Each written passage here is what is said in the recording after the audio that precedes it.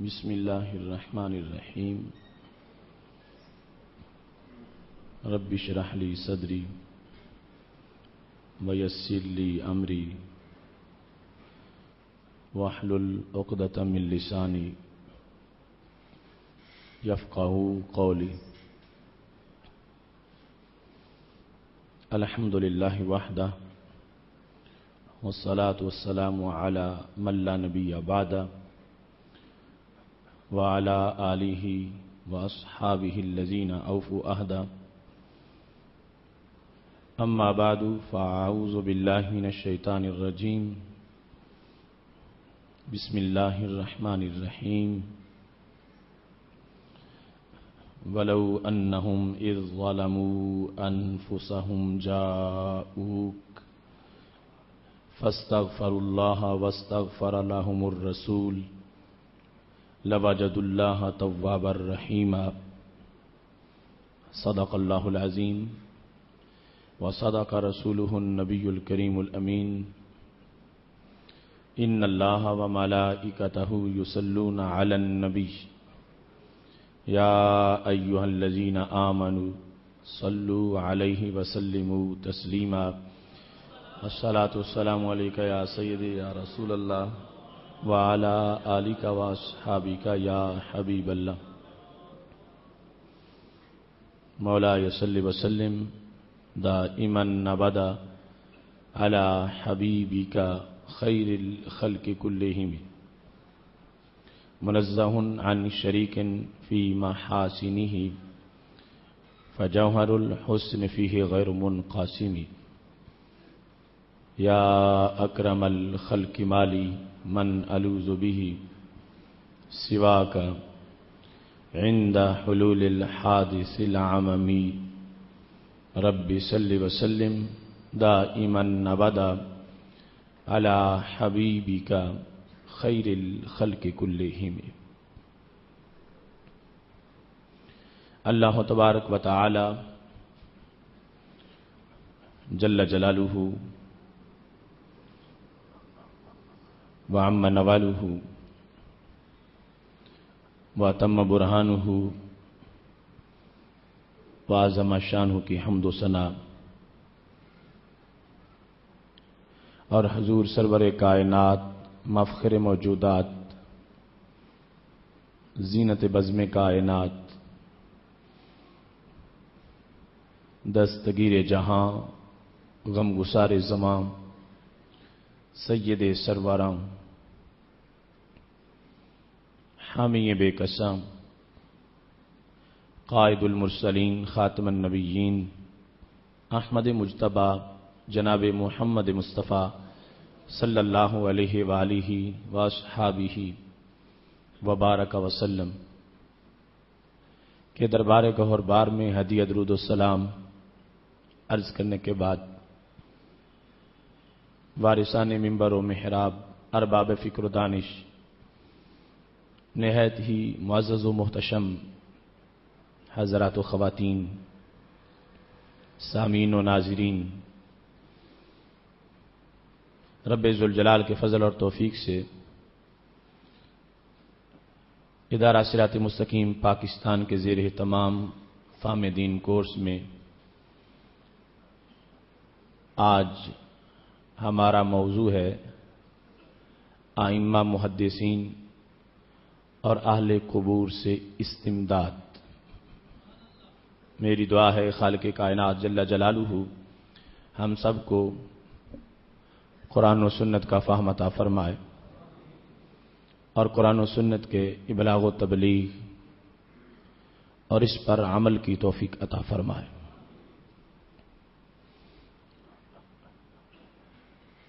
رسول اللہ صلی اللہ علیہ وسلم نے اپنی امت کو قبور کے لحاظ سے جو رہنمائی فرمائی ہے،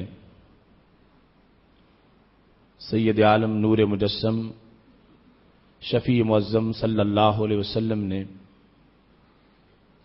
خود ارشاد فرمایا نہیتکم عن زیارت القبور الا فزوروها فرمایا تجھے میں نے قبروں کی زیارت سے منع کیا تھا، خبردار اب قبروں کی زیارت کرو۔ آغاز میں منع کیا اور اس کے بعد رسول اللہ صلی اللہ علیہ وسلم نے اجازت فرمائی اور بنفس نفیس شہداء کی قبور پر تشریف لے جاتے رہے، اور آپ کے بعد خلفائے راشدین اور صحابہ کرام علیہم رضوان کا بھی یہ عمل رہا، تابعین، تبع تابعین اور آج تک امت مسلمہ کا یہ عمل موجود ہے۔ ہمارا موضوع صرف ائمہ محدثین کے لحاظ سے اس وقت یہ ثابت کرنا ہے کہ وہ صرف زیارت قبور ہی کے قائل نہیں تھے، بلکہ قبور کا احترام اور تعظیم بھی کرتے تھے، اور وہاں جانے کو اپنے لیے مفید بھی سمجھتے تھے، اور مزارات پر حاضری کو اپنے لیے باعث تبرک سمجھتے تھے، اور وہاں پہنچ کر اللہ کے دربار میں اپنی مشکلات پیش کرتے تھے، اور اہل قبور سے سفارش کی استمداد کے نتیجہ میں ان کی مشکلات حل ہو جاتی تھیں۔ استمداد کا لغوی معنی ہے مدد کو طلب کرنا۔ تو یہ عمل جو ائمہ محدثین کا ہم پیش کرنا چاہتے ہیں بطور خاص، یہ ایک طبقہ کے تقاضا کے مطابق فقی، صوفی اور زاہد و سالک کا جس وقت کوئی عمل ان کے سامنے پیش کیا جاتا ہے تو وہ محدث کی ترجیح بیان کرتے ہیں اور محدثین کی ویلیو اور اہمیت کا احساس دلاتے ہیں کہ اہل علم اور سنت پر پابندی ان کے بقول ان لوگوں کی زیادہ ہے۔ تو ہم آج اس لیے محدثین اور محدثین میں سے جو ائمہ محدثین ہیں ان کا عمل پیش کریں گے کہ وہ اپنی زندگی میں قبور کے لحاظ سے کس قدر حاضری دیتے تھے، اور اگر ان سے یہ بات ثابت ہو گئی تو پھر یہ ہمارا تو پس منظر ہے اور پوری تاریخ ہے، چونکہ ہم جس مسلک پر ہیں یہ صدی یا 1.5 صدی کی پیداوار نہیں ہے، امت کی پوری عمر کے اندر ہر دن میں موجود ہے۔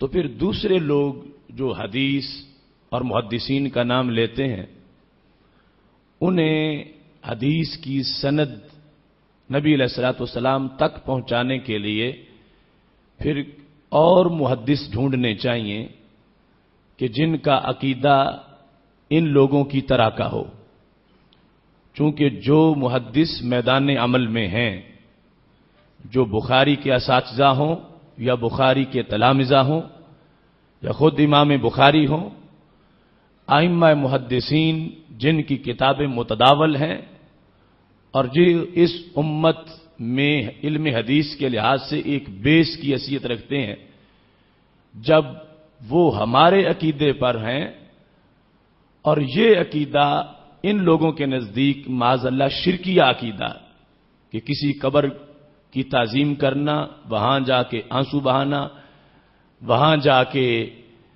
استمداد کرنا، زیارت کے لیے جانا، ان لوگوں کے نزدیک محض بدعت نہیں بلکہ شرک ہے معاذ اللہ، اور شرک بھی وہ شرک جو ابو جہل کے شرک سے بڑا شرک ہو۔ یہ باقاعدہ ان لوگوں نے اس عمل پر جو فتویٰ لگایا کہ جو کسی مزار کی نیت سے گھر سے جاتا ہے، صرف جانا ہی، استمداد تو دور کی بات ہے، اس مقام کی تعظیم کے پیش نظر گھر سے جائے تو اس کا شرک ابو جہل کے شرک سے بڑا شرک ہے، اور یہاں تک لکھ دیا کہ پہلی قوموں میں وہ یغوث اور اس طرح کے لات و منات تھے، اور اس امت کے اندر وہ شیخ عبد القادر اور اس طرح کے لوگ ہیں۔ معاذ اللہ، یعنی اللہ تعالیٰ کے ان اولیاء کو پہلی امتوں کے بتوں کے ساتھ ملا کر اور ان اولیاء کے معتقدین کو مشرکوں کے ساتھ ملایا اور معاذ اللہ نہایت اور انتہائی شرک کا الزام دیا۔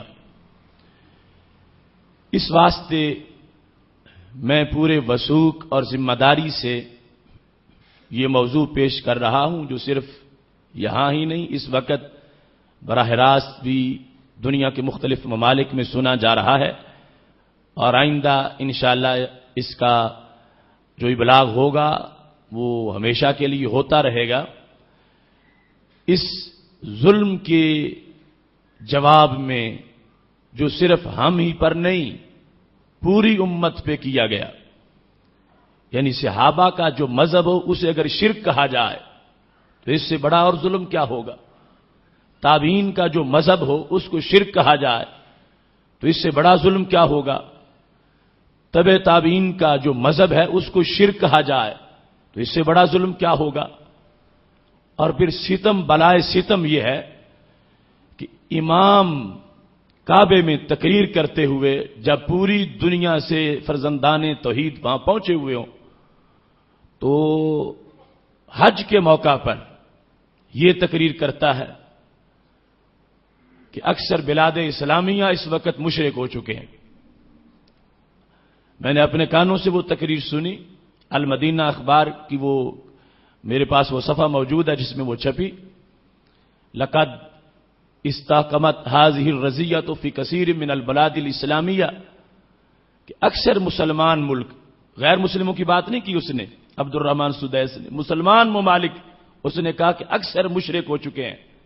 کیوں؟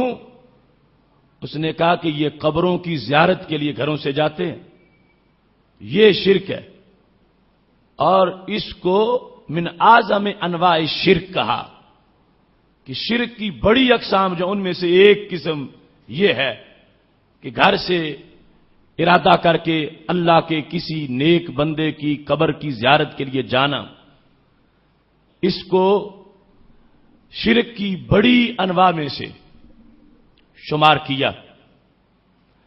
اب دیکھو، اس سے زیادہ بھی کوئی مہمان کی بے قدری اور توہین ہو سکتی ہے؟ رب کے بندے رب کے گھر میں حج کرنے گئے ہیں اور ان کو وہاں سے مشرک ہونے کی گالی دی جا رہی ہے، اور کثیر بلاد اسلامیہ باقاعدہ، یعنی ان کی تفصیل ان کے ہاں موجود ہے کہ ان میں پہلے نمبر پر پاکستان ہے، افغانستان ہے، بنگلہ دیش ہے، انڈیا ہے، اور پھر باقی عرب ممالک بھی، عراق ہے، شام ہے، مصر ہے، جہاں ان کی اپنی حکومت نہیں وہاں تمام کو شرک کا الزام لگایا گیا۔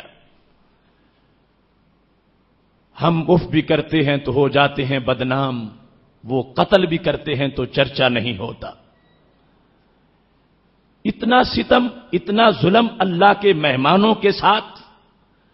الحاج وفد اللہ، حاجی تو اللہ کا ڈیلیگیشن ہے، گھر چھوڑ کے شرک کا فتویٰ سننے گئے اور ان کو برملا کعبے میں بیٹھ کر کہا جا رہا ہے کہ حج کرنے آ گئے ہو مگر ہو تو مشرک، جو اکثر بلاد اسلامیہ میں اکثر وہاں ہیں، اکثر کنٹریز کے لوگ جب مشرک ہیں تو ان کی تعداد اس وقت بھی وہاں زیادہ ہوگی حج کے موقع پر، اور معاذ اللہ ان کو یہ کہہ کر تو اس بے لگام خطیب کو کوئی لگام نہیں دیتا کہ اللہ کے گھر میں بیٹھ کر تو فرقہ واریت پھیلا رہے ہو، اوپر سے یہ کہ ہم وحدت اور اتحاد کے دائی ہیں، اور حج کا موقع، خطبہ جمعہ، اور امت مسلمہ کو گالیاں شرک کی دی جا رہی ہیں اور ان کو اپنے خود ساختہ عقیدے کی روشنی میں مشرک قرار دیا جا رہا ہے۔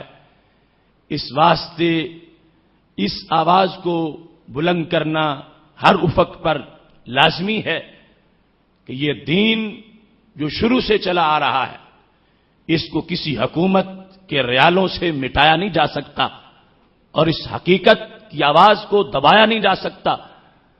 شروع سے لے کر آج تک صراط مستقیم کا جو نور ہے انشاءاللہ وہ قیامت تک باقی رہے گا. اصل میں قبر کی جو حیثیت ہے پہلے اسے دیکھنا چاہیے کہ قبر ہے کیا. عمومی طور پر قبر کو ایک گڑھا سمجھ کے کہ وہاں ایک گڑھا ہے اس میں ایک بندہ ڈال دیا ہے تو یہ وہاں پھر ہو کیا سکتا ہے, وہاں جانے سے فائدہ کیا ہو سکتا ہے, اس چیز اور اس جگہ کا مقام کیا ہو سکتا ہے. قبر کو اگر گڑھا سمجھا جائے تو پھر جانے کی ضرورت بھی کوئی نہیں, مگر میرے محبوب علیہ الصلوۃ والسلام نے فرمایا قبر یا گڑھا ہوتی ہے یا روضۃ من ریاض الجنہ ہوتی ہے. اہل ایمان اور پھر کامل مومن جو ہے ان کی قبر گڑھا نہیں ہوتی, ان کی قبر جنت کے باغوں میں سے باغ ہوتی ہے. تو جنت کی زیارت کو شرک کون کہے اور جنت سے فائدہ اٹھانے کو شرک کون کہے اور جنت میں جا کے محروم کون رہے. جب ہمارے آقا صلی اللہ علیہ وسلم نے اس کو ریاض الجنہ کہہ دیا کہ قبر ہے, حق پرست وہاں دفن ہے جس کا سینہ اللہ کے نور کا مدینہ بنا رہا, ایمان جس میں جلوہ گر رہا, پر اب وہ جس جگہ پہ آرام کر رہا ہے اسے عام جگہ جیسا نہ سمجھا جائے. اگر وہ مومن ہے اور کامل ہے تو یقیناً اس کی قبر جنت کے باغات میں سے ایک باغ ہے. اور پھر وہ جگہ جہاں پہ وہ دفن ہے اس جگہ کی ویلیو اس جگہ کے مہمان کے لحاظ سے ہے. اس واسطے کہ رسول اللہ صلی اللہ علیہ وسلم کا یہ فرمان مصنف عبد الرزاق میں موجود ہے, 6532 نمبر ہے حدیث شریف کا. سیدنا ابو ہریرہ رضی اللہ تعالیٰ عنہ کہتے ہیں قال رسول اللہ صلی اللہ علیہ وسلم ما من مولود الا وقد ذر علیہ من تراب حفرتہ. ہر بچہ جب پیدا ہوتا ہے تو جس وقت ماں کے رحم میں اس میں جان ڈالی جاتی ہے اس سے پہلے اس کے خمیر میں اس کی قبر کی مٹی کو شامل کیا جاتا ہے. جہاں اس نے فوت ہونا ہوتا ہے پھر آخری وقت کوئی حاجت بن جاتی ہے, جہاں اس نے دفن ہونا ہوتا ہے وہاں پہنچ جاتا ہے. تو قبر کی زمین کا تقدس سمجھنا ہے تو پھر اس شخص کا مرتبہ دیکھو جو وہاں پہ دفن ہے. اب حضرت داتا گنج بخش اجمیری جس جگہ پہ دفن ہے تو وہ جگہ کیوں مقدس ہے کہ وہ جگہ حضرت داتا صاحب کے خمیر میں داخل کی گئی. یعنی اللہ کا ولی جہاں پہ دفن ہے, اللہ کے صدیق, اللہ کے شہید, اللہ کے صالحین جس جگہ پہ دفن ہے اس جگہ کی ویلیو کیوں بڑھ گئی ہے کہ یہ وہ جگہ ہے کہ جس کو یہ تقدس ملا کہ اس صوفی, اس سالک, اس قطب, اس غوث, اس عظیم انسان کے خمیر میں اس مٹی کو شامل کیا گیا تھا. لہذا یہ مٹی عام مٹی نہیں, یہ مٹی ساری زندگی رب کو سجدہ کرنے والی مٹی ہے. یہ پس منظر ہے. قبر کی جگہ اور عام جگہ میں فرق ہے. قبر میں جو لیٹا ہے اس قبر کی زمین کو ایک نسبت پہلے حاصل تھی اور اس کو عظمت مل گئی, اور ایک پھر جس وقت اس میں پہنچنے والا پہنچ جاتا ہے تو وہ مل جاتی ہے.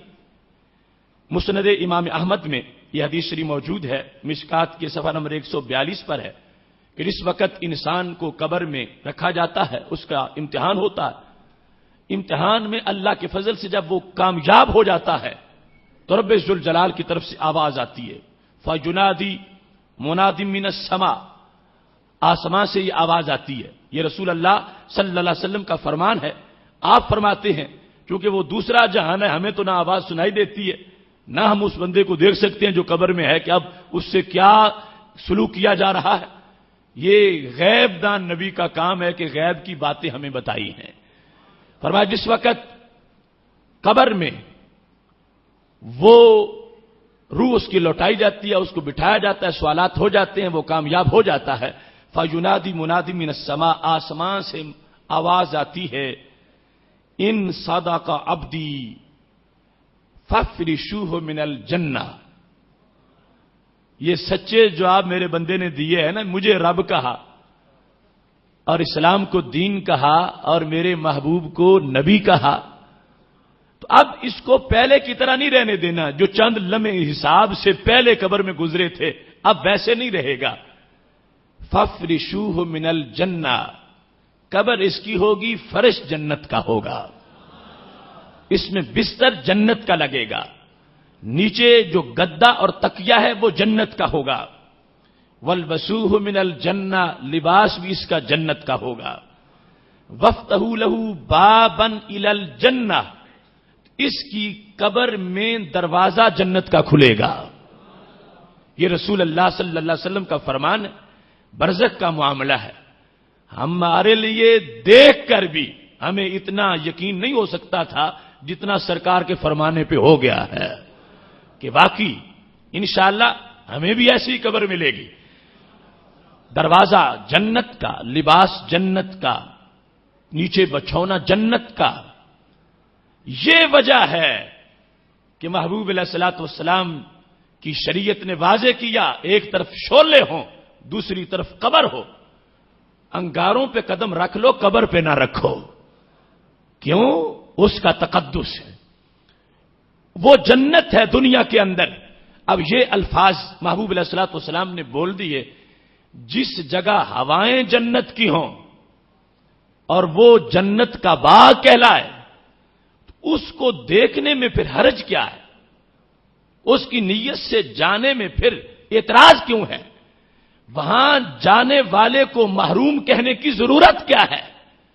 جب رب نے اس کو جنت بنایا اور وہاں پر جنت کی ہوائیں دی، اس قبر کو کہا، نشان تو قبر ہے نا، قبر کو کہا کہ قبر میں بستر جنت کا، قبر میں اس کا لباس جنت کا، اور قبر میں ہوائیں جنت کی. یہ نظام رب کا ہے کہ جنت آسمانوں کے اوپر اور قبر زمین کے اندر، مگر باری جنت کی قبر میں کھل جاتی ہے، اور باری نفس باب ہے، دروازہ جنت کا. تو اس پس منظر کو اگر جو قبر کی شرعی حیثیت ہے، اگر کوئی شخص اس کا مطالعہ کر لے، مجھے امید ہے وہ کبھی بھی قبر کو بت نہیں کہے گا اور کبھی بھی قبر کی اس حیثیت کا انکار نہیں کرے گا جو قبر میں آنے والے کی وجہ سے قبر کو ملی ہے. ہاں، جو جانے والے کو آداب اختیار کرنے چاہیے اور جو تقاضا ہے وہ ایک ہے، اور وہی ہمارا انشاءاللہ کل کا موضوع ہے، خانقاہیں اور لذت اسرار. جہاں کجی ہے اس کجی اور بگاڑ کو صحیح کرنا یہ ہمارا اپنا جہاد ہے، لیکن ایسا نہیں کرنے دیں گے ہم کسی آنے والے طوفان کا ڈراوا دے کر. ناخدا نے مجھے ساحل پہ ڈبونا چاہا کہ چونکہ آگے جا کے جو ڈوب جانا یہیں ڈوب جاؤ. قبر کی جو حیثیت ہے، جو زیارت قبور کا مقام ہے اور جو استمداد کی حیثیت ہے، اس پر یقین رکھنا پڑے گا. اور اس کے بعد اگر کوئی نازیبہ حرکت کرتا ہے، اگر کوئی اسلام کی حدود کو پھلانگنے کی کوشش کرتا ہے، تو اس کو لگام دینا یہ ہمارا کام ہے. نہ یہ کہ حقیقت کا انکار کر دیا جائے اور حقیقت جو ہے اس کے خلاف پراپوگنڈا کیا جائے. اب دیکھیے سید عالم نور مجسم شفیع معظم صلی اللہ علیہ وسلم کی امت سے چونکہ تقاضا ان لوگوں کا محدثین کا تھا، تو محدثین کا عمل میں تمہارے سامنے پیش کرنے لگا ہوں. اور وہ محدثین جن پر پوری حدیثوں کی سندوں کا مدار ہے، یہ نہیں کہ 10ویں صدی کا کوئی محدث، 9ویں صدی کا کوئی محدث، کوئی 6ٹھی صدی کا محدث. میں آغاز میں جہاں سارے جا کے شاگرد جن استادوں کے شاگرد بنتے ہیں، ان استادوں کا عقیدہ بیان کرتا ہوں جن کے شاگرد ہر مسند پر پہنچے اور جن کی روایت کردہ حدیثیں بخاری نے ان کا احترام کر کے قبول کی کہ چونکہ فلاں نے یہ روایت کی لیے حدیث سچی ہے. ان یعنی جو بیس ہیں علمی حدیث کی اور جو دوسرے نمبر پر محطہ اور سٹیشن ہے راویوں کا، اور جہاں جا کے سارے کنیکشن جڑتے ہیں، ہم ان لوگوں کا عقیدہ بیان کریں گے جسے ان کا عقیدہ پسند ہے وہی حدیث مان سکتا ہے، ورنہ بدعتی کی حدیث معتبر نہیں ہوتی. اور جو شخص مشرک ہو وہ اگر حدیث پڑھائے تو سارے اصول حدیث میں لکھا ہے اس کی حدیث معتبر نہیں، اس کو مانا نہیں جا سکتا، اس کو پڑھا نہیں جا سکتا، پڑھایا نہیں جا سکتا. راوی کے لیے پہلی شرط ہے کہ اس کا عقیدہ صحیح ہو، اور جن راویوں کے عقیدے بدعتیوں والے ہوں ان کی حدیث غیر معتبر ہوتی ہے. تو اگر حدیث کو آج معتبر جانا گیا اور یقیناً معتبر ہے تو پھر اس عقیدے پر جو عقیدہ اللہ نے ان محدثین کو خود عطا فرمایا ہے. اس سلسلہ میں سب سے پہلے امام حمیدی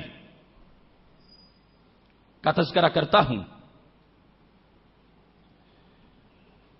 ان کا عقیدہ کیا تھا؟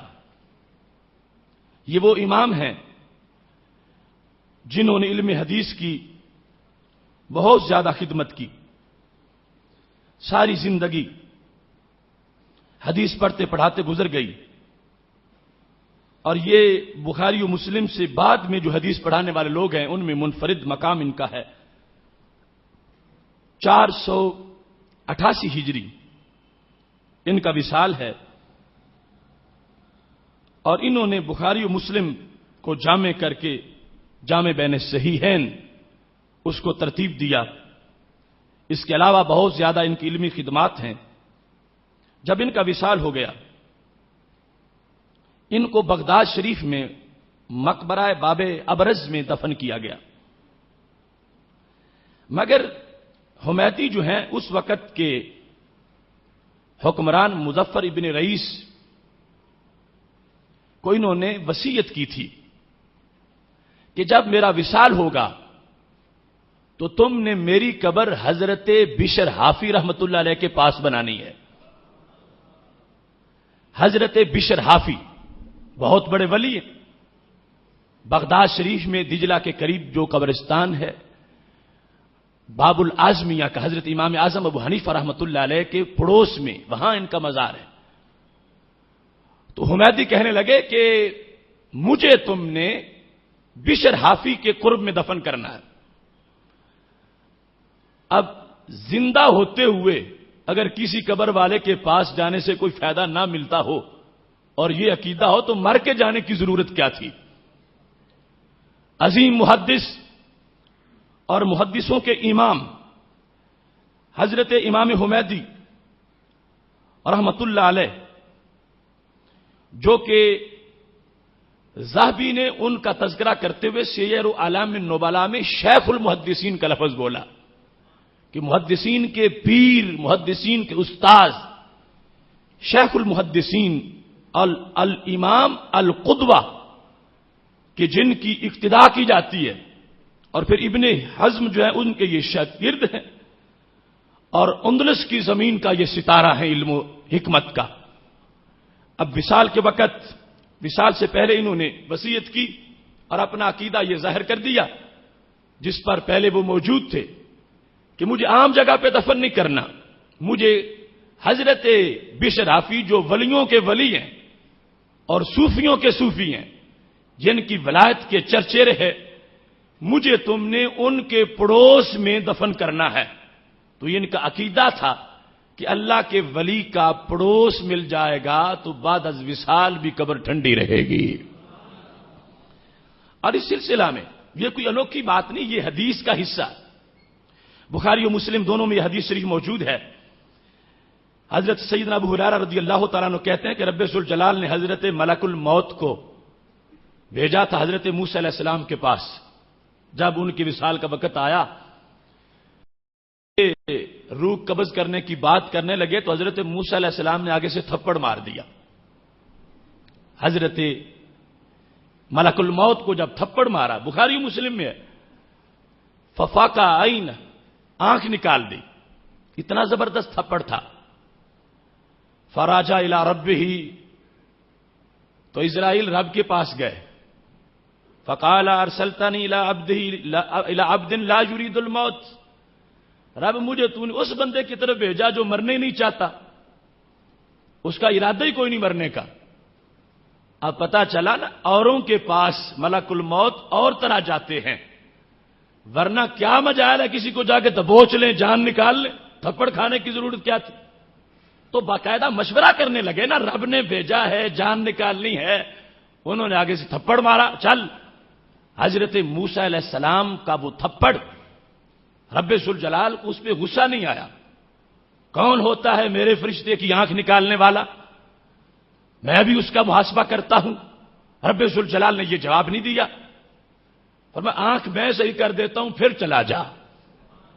اور یہاں سے یہ بھی پتا چلا، یہ جو ظاہری لفظ ہیں بخاری مسلم کے، کہ لوگوں نے جو چھوٹی چھوٹی نکمی سوچوں سے یہ سوال بنا رکھے ہیں کہ رسول اللہ صلی اللہ علیہ وسلم اگر نور ہوتے تو پھر زخمی کیوں ہوتے؟ نور کا تو خون نہیں بہتا، تو فرشتے تو نور ہیں. اور یہاں پر آنکھ نکل گئی ہے تو پتا چلا یوں زخمی ہو جانا یہ نور ہونے کے منافی نہیں، ایسا ہو سکتا ہے. اب جس وقت ملک الموت رب ذوالجلال کے دربار سے آنکھ لے کے پھر واپس آ گئے، اور جاؤ میرے کلیم کے پاس، انہیں ہم کچھ نہیں کہیں گے، آنکھ تمہاری ٹھیک کرتے ہیں. ارجع الیہ، پھر جاؤ.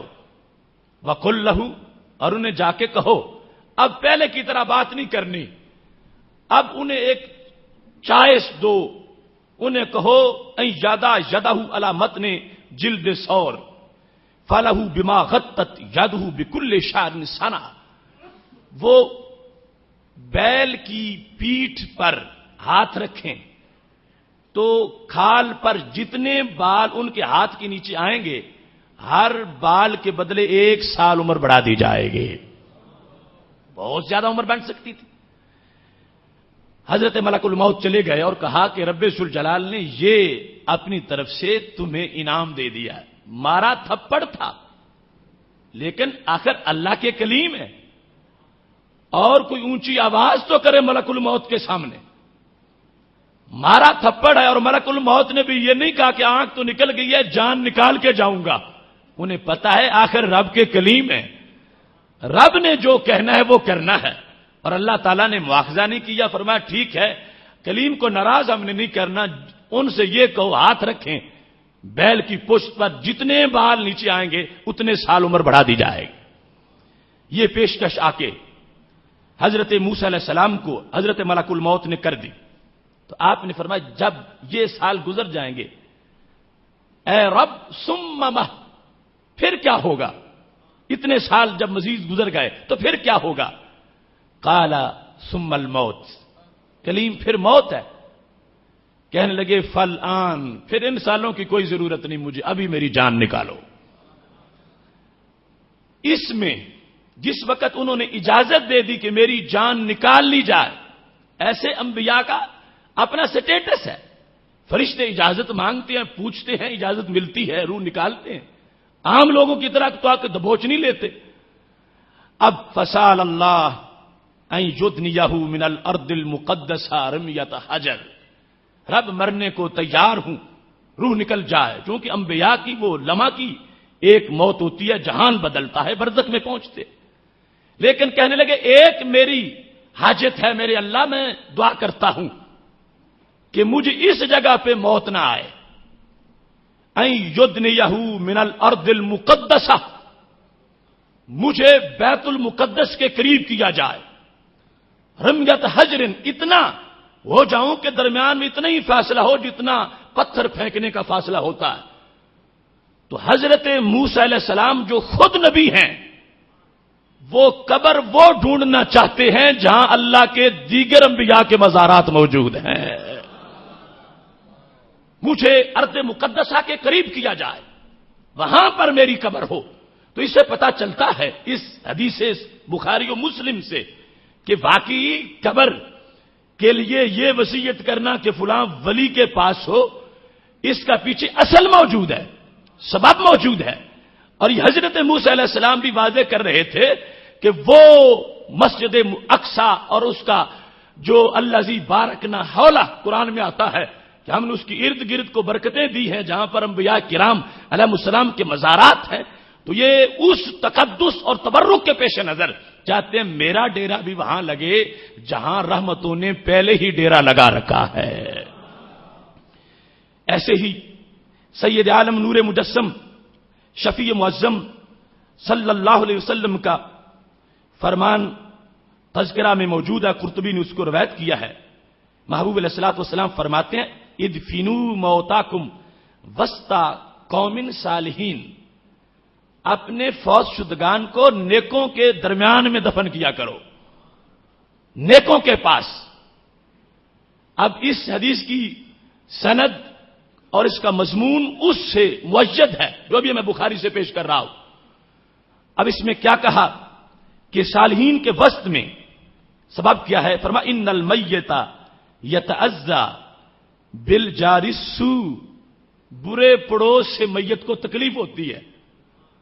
معاذ اللہ جہاں روزانہ مردے کی تفتیش ہو رہی ہو، عذاب اتر رہا ہو، تو جس کی دیواریں ساتھ ہیں اس کو بھی تو تکلیف ہوگی، اور جہاں قبر کا باغ بنا ہوا ہو جس کی ساتھ ہے اسے بھی خوشبو آ سکتی ہے۔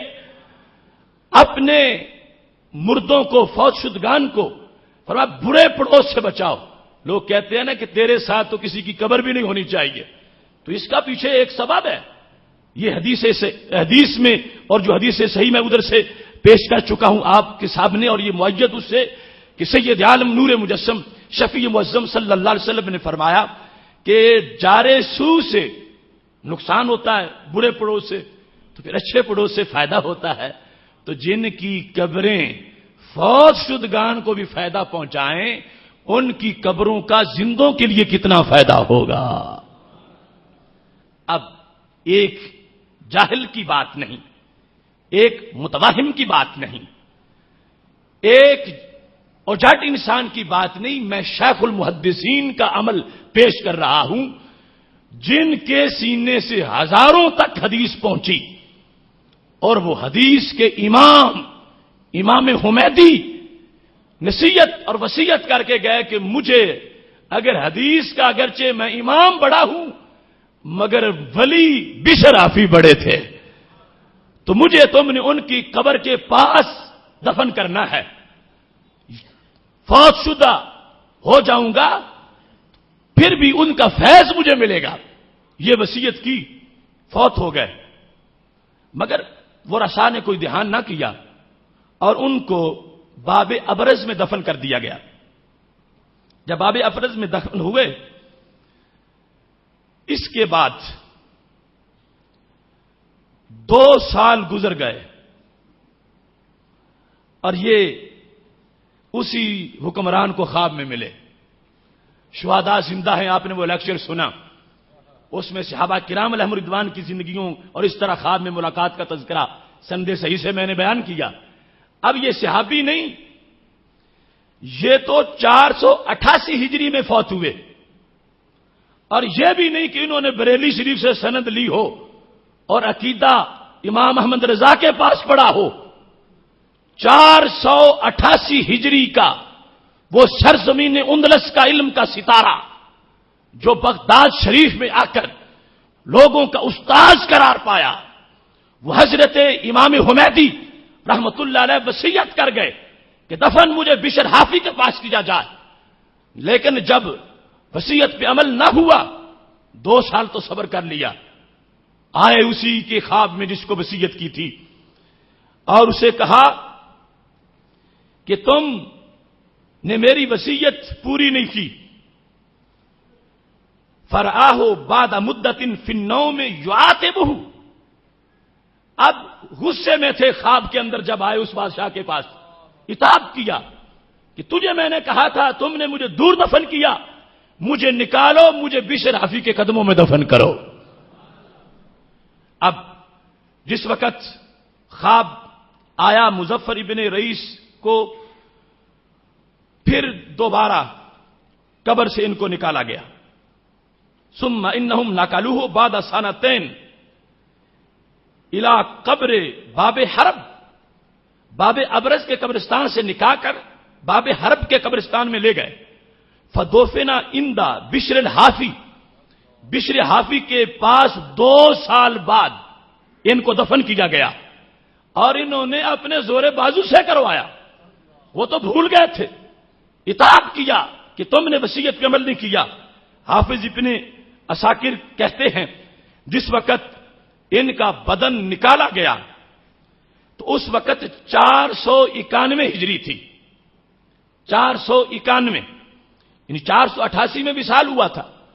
491 ہجری میں ان کو قبر سے جب نکالا گیا تو عینی گواہ کیا کہتے ہیں، کانا کفنہ جدیدا و بدنہ طریا یفوہ منہ رائحۃ الطیب.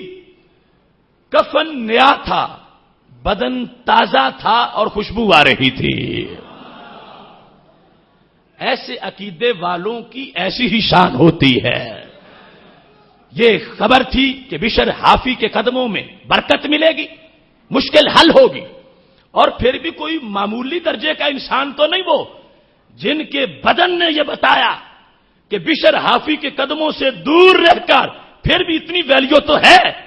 کفن نیا، بدن تازہ اور خوشبو آ رہی ہے. تو یہ اس عقیدے کی صداقت ہے کہ یہ بر صغیر اور ہند میں گھڑا نہیں گیا، یہ پوری امت کا ہر دور میں رہا ہے کہ اللہ کے ولی جس جگہ پہ دفن ہوتے ہیں وہاں پہنچنے کے لیے مر کے بھی ولی ترستے رہتے ہیں. محتشم سامعین حضرات، یہ انداز بڑا عجیب انداز ہے. سیر اعلام النبلاء کی 14ویں جلد صفحہ نمبر 185 پر بھی اس کو تفصیل سے ذکر کیا گیا ہے. اب محمد بن منکدر وہ حافظ ہیں، قدوہ ہیں، امام ہیں، اور ان کو اب میں اس لحاظ سے پیش کرنا چاہتا ہوں چونکہ ان کا زمانہ صحابہ سے بالکل اٹیچ ہے. انہوں نے حضرت عائشہ صدیقہ رضی اللہ تعالی عنہا سے بھی پڑھا، حضرت ابو ہریرہ رضی اللہ تعالی عنہ سے بھی پڑھا، حضرت عبداللہ بن عمر، حضرت جابر، حضرت عبداللہ بن عباس، حضرت عبداللہ بن زبیر، سب سے انہوں نے پڑھا. اور یہ کون سے استاد ہیں؟ محمد بن منکدر وہ استاد ہیں جن کے شاگرد امام مالک ہیں. محمد بن منکدر وہ استاد ہیں جن کے شاگرد امام اعظم ابو حنیفہ ہیں. محمد بن منکدر وہ استاد ہیں جن کے شاگرد حضرت امام جعفر صادق ہیں. یعنی اس کیٹیگری اور اس کیلیبر کے لوگ ان کے شاگردوں میں ہیں. خود وہ شخص کتنا بڑا امام ہوگا. محمد بن منکدر جو ہیں ان کی ولادت جو ہے وہ 31 ہجری کی ہے. بڑا قریب زمانہ پایا. صحابہ کرام علیہم رضوان سے اکثر ملاقاتیں ہوئی، پڑھا اور پھر آگے پڑھاتے رہے. محمد بن منکدر ان کا عقیدہ کیا تھا؟ اب یہ جڑ ہے کہ جن سے آگے ہزاروں لاکھوں شاخیں نکلیں. یعنی جب امام اعظم کے استاد ہوں تو امام بخاری کے اکثر استاد امام اعظم ابو حنیفہ کے شاگردوں کے شاگرد ہیں، اور اس انداز میں شاگردوں کے شاگردوں کے شاگرد ہیں. یہ اوپر ایک نیٹ ورک ہے امام مالک کا، امام اعظم ابو حنیفہ کا، امام جعفر صادق کا. یہ نیٹ ورک جہاں سے چلا ہے وہ محمد بن منکدر ہے، اور پھر سیاستہ والے سارے ان کے شاگرد ہیں. محمد بن منکدر والا حوض اگر گدلا ہو گیا تو پیچھے بچ کون سکے گا اور آگے وہ پانی پی کون سکے گا؟ محمد بن منکدر کا وہ عقیدہ جس کو آج کوئی شرک کا الزام دے تو اسے اپنی سوچ کا آپریشن کرانا چاہیے. محمد بن منکدر کا عقیدہ اگر شرکیہ ہے تو پھر ساری حدیثیں جو ان کے ذریعے سے آگے پہنچی ہیں سب غیر معتبر ہو جائیں گی. وہ کتنا خوبصورت عقیدہ محمد بن منکدر کا. ان کے بارے میں سیر اعلام النبلاء کے اندر ذہبی نے تفصیل سے یہ لکھا ہے کہ محمد بن منکدر اکثر در رسول اللہ علیہ السلام پہ بیٹھے رہتے تھے. وَلَوْ أَنَّهُمْ إِذْ ظَلَمُوا أَنفُسَهُمْ جَاءُوكَ، جب جانوں پہ ظلم کر بیٹھے محبوب تمہارے پاس آئیں. جاؤ کا مجرم بلائے آئے ہیں، جاؤ کا ہے گواہ. اللہ نے فرمایا تمہارے پاس آ جائیں. فاستغفر اللہ رب سے استغفار کریں، واستغفر لهم الرسول، اور سرکار سفارش کر دیں، لوجد اللہ تواب الرحیم، رب ذوالجلال فرماتا ہے اللہ کو تواب و رحیم پالیں گے۔ سورہ نساء کی آیت نمبر 64 ہے۔ اب یہ محبوب علیہ الصلوۃ والسلام کی ظاہری حیات کے ساتھ خاص نہیں تھا، امت نے اس کو ہر زمانے کے لیے عام سمجھا کہ جو جا سکتا ہے وہاں جائے، جو نہیں جا سکتا تو سرکار کے لیے تو کوئی دوری نہیں ہے، جو بخاری کی روایت کے مطابق مدینہ شریف میں کھڑے ہو کے ہاتھ بلند کریں، 7 آسمانوں کے پار کی جنت کا گچھا پکڑ لیں، اس ہاتھ کو پاکستان آنے میں دیر کیا لگے گی؟ سید عالم نور مجسم شفیع معظم صلی اللہ علیہ وسلم کے روضہ پاک کے قریب محمد بن منقدر بیٹھا کرتے تھے۔ وکانا یاتی موضعا من المسجد یتمرغ فیہ، مسجد نبی کی کچھ جگہوں پہ آ کے وہ لیٹتے تھے اور لوٹ پوٹ ہو جاتے تھے، الٹے سیدھے، وَيَتَّجِعُ لیٹ جاتے تھے۔ فَقِيلَ لَهُ، پوچھا گیا سبب کیا ہے؟ کہتے ہیں انی رأیت النبی صلی اللہ علیہ وسلم فی ھذا الموضع، اگرچہ پیدا بعد میں ہوا ہوں مگر میں نے نبی علیہ السلام کو اس جگہ دیکھا ہے۔ اب عقیدہ ان کا کیا تھا؟ سید عالم نور مجسم شفیع معظم صلی اللہ علیہ وسلم کی ذات گرامی کے لحاظ سے ارد گرد شاگرد بیٹھے ہوتے تھے، مجمع لگا ہوتا تھا۔ فکانہ یصیبہ سماعت، ایسا مرض تھا یا کوئی وجد کی کیفیت تھی کہ زبان چپ کر جاتی تھی، بولتی نہیں تھی، خاموشی چھا جاتی تھی، بولنا مشکل ہو جاتا تھا، ایسا کوئی دباؤ پڑ جاتا تھا، پٹھے کھینچے جاتے تھے۔ فکانہ یقوم، اٹھ کے کھڑے ہو جاتے تھے۔ حتی یادا خدہ علی قبر النبی صلی اللہ علیہ وسلم، اپنا رخسار آقا صلی اللہ علیہ وسلم کی قبر پر رکھ دیتے تھے۔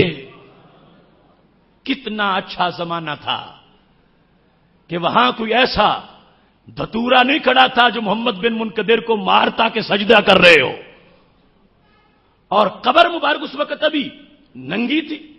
قبر کے پاس، روضہ پاک کے پاس، محبوب علیہ الصلوۃ والسلام کی آرام گاہ کے ساتھ جو جگہ عرش سے بھی افضل ہے، اس مقام پر سید عالم نور مجسم شفیع معظم صلی اللہ علیہ وسلم کے پڑوس میں بیٹھے ہوئے جب یہ حالت آتی، اٹھتے، ایک بار نہیں، ماضی استمراری ہے، بار بار کانا یقوم، کئی بار ایسا عمل کرتے۔ یادہ خدہ علی قبر النبی صلی اللہ علیہ وسلم، اپنا رخسار محبوب علیہ الصلوۃ والسلام کی قبر پہ رکھتے، ثم یرجعو، پھر لوٹ آتے۔ کچھ لوگوں نے پوچھا یہ کیا عمل ہے کہ اٹھتے ہو وہاں پہ جا کے رخسار رکھتے ہو؟ حالانکہ یہ دیکھو نا، اب تو وہاں پر کوئی ہاتھ باندھے تو اس کے لیے قید خانہ ہے، ہاتھ کھلائے جا رہے ہیں، جو نہیں کھولے گا اس کو اٹھا کے لے جائیں۔ ہاتھ باندھنا کیا عمل ہے اور رخسار قبر پہ رکھنے کی کیا صورت ہے؟ یعنی جو قریب ہے کہ اس کو کوئی سجدے والا سجدہ سمجھ لے۔ یہاں پر تو ہاتھ باندھنے سے ہاتھ کھلائے جاتے ہیں، وہی دتورے جو اپنے بادشاہوں کے قدم چومتے ہیں، اپنے مسلط حکمرانوں کے سامنے ہاتھ باندھ کے کھڑے ہوتے ہیں۔ 1000 بار تم ٹی وی پر ان کا مشاہدہ کر سکتے ہو، انہیں بتوں کی طرح چومتے نظر آتے ہیں کعبے کے امام اپنے بادشاہوں کو، اور ادھر جس نے ہاتھ باندھے ہو مشرک شرک ہاتھ کھلاتے ہیں کہ اس سے بھی ہاتھ باندھنے سے بھی شرک ہو جائے گا، ادھر منہ کر کے ہاتھ نہ باندھو۔ حضرت محمد بن منقدر رضی اللہ تعالیٰ عنہ جھک کے جب رخسار قبر پہ رکھتے تھے، کسی نے پوچھا سبب کیا ہے؟ سنو استاذوں کے استاذ کا عقیدہ، اور سنو ولیوں کے سرتاج کا عقیدہ، اور سنو ایک بہت بڑے تابعی کا عقیدہ۔ حضرت محمد بن منقدر کے یہ لفظ ہیں، ذہبی نے جس کو سند کے ساتھ لکھا ہے، کہتے ہیں استعنتو بقبر النبی صلی اللہ علیہ وسلم، میں سرکار کی قبر سے مدد چاہتا ہوں۔ استعنت وہی لفظ ایاک نعبد و ایاک نستعین، استعانت،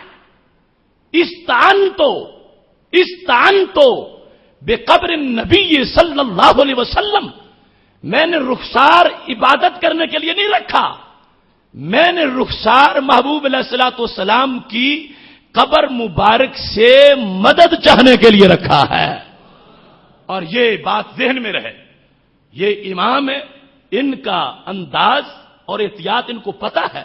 اور پھر نبی علیہ الصلوۃ والسلام کے روضہ پاک کی ایک عام خصوصیت ہے، عام قبروں پر جاتے وقت کسی زائر کے لیے یوں جھکنا جائز نہیں ہے، کیونکہ عوام کو پتہ نہیں کہ حالت سجدہ کس طرح بن جاتی ہے اور پھر اتہام کا خطرہ ہے۔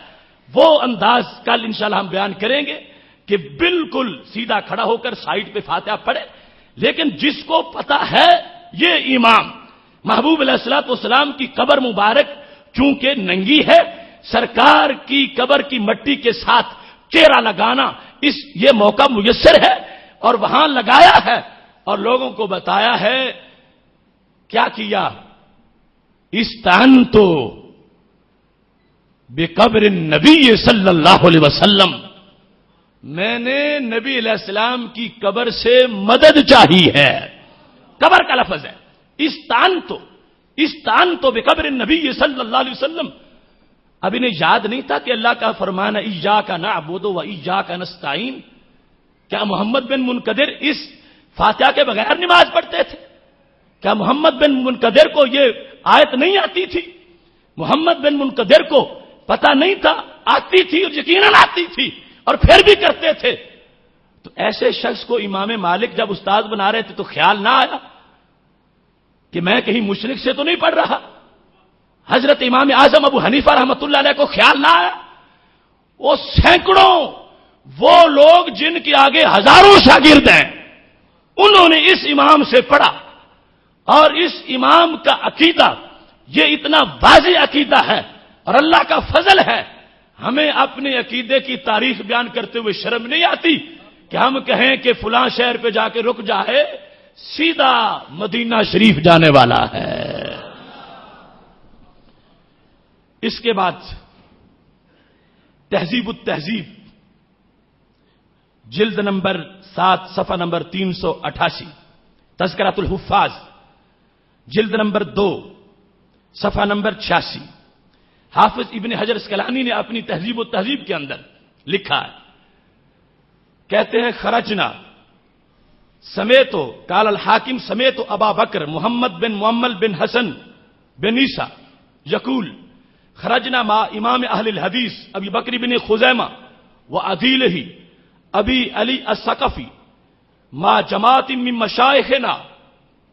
اب سننا، ایک محبوب علیہ الصلوۃ والسلام کا در تو آپ کا در ہے نا، سرکار کی نسل کا ایک شہزادہ جو ایران کی سرزمین طوس پہ لیٹا ہوا ہے، اس شہزادے کی قبر پر محدثین کے امام باجماعت حاضری دینے گئے۔ وہ کون ہیں؟ وہ ہیں امام علی رضا، وہ بیٹے ہیں امام موسیٰ کاظم کے، اور امام موسیٰ کاظم بیٹے ہیں امام جعفر صادق کے، اور امام جعفر صادق بیٹے ہیں امام محمد باقر کے، اور امام محمد باقر بیٹے ہیں امام زین العابدین کے، اور امام زین العابدین بیٹے ہیں حضرت امام حسین کے، اور حضرت امام حسین بیٹے ہیں حضرت علی کے اور حضرت فاطمہ کے، اور ابن رسول علیہ السلام ہیں۔ یہ تمام سلسلہ ہے علی رضا بن موسیٰ کاظم رحمہ اللہ تعالی بن جعفر صادق رحمت اللہ علیہ بن محمد باقر بن علی رحمہ اللہ تعالی بن حسین ابن علی، یہ فرزند اہل بیت کے، طوس میں ان کا مزار ہے۔ حاضری دینے کون گئے؟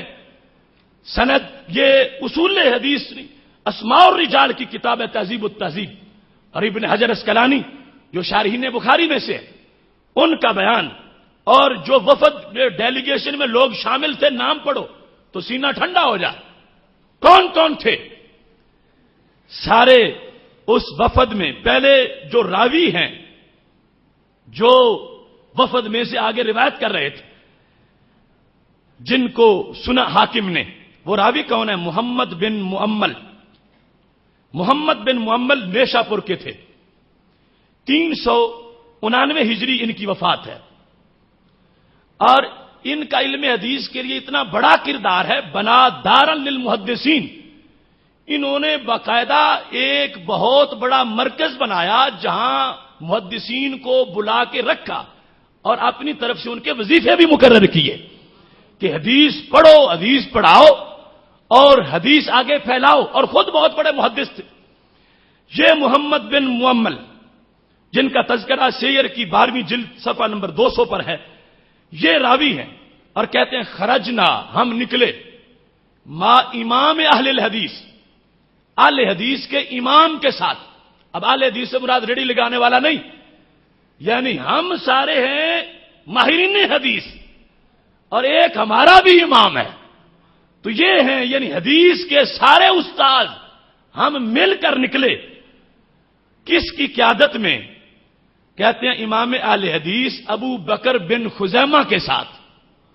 ابو بکر بن خزیمہ یہ کون شخصیت ہے؟ ان کا تعارف بھی تمہیں ہو تو پھر پتا چلے کہ یہ کون لوگ ہیں قبروں پہ حاضری دینے والے۔ اگر قبر کی پرستش کا تانا دینا ہے تو پھر امام اہل حدیث ابن خزیمہ کو بھی ملے گا۔ ابن خزیمہ سند صحیح سے جن سے یہ بات میں ثابت کروں گا، ان کا نام ہے محمد بن اسحاق، اور 140 کتابیں حدیث میں انہوں نے لکھی، 140۔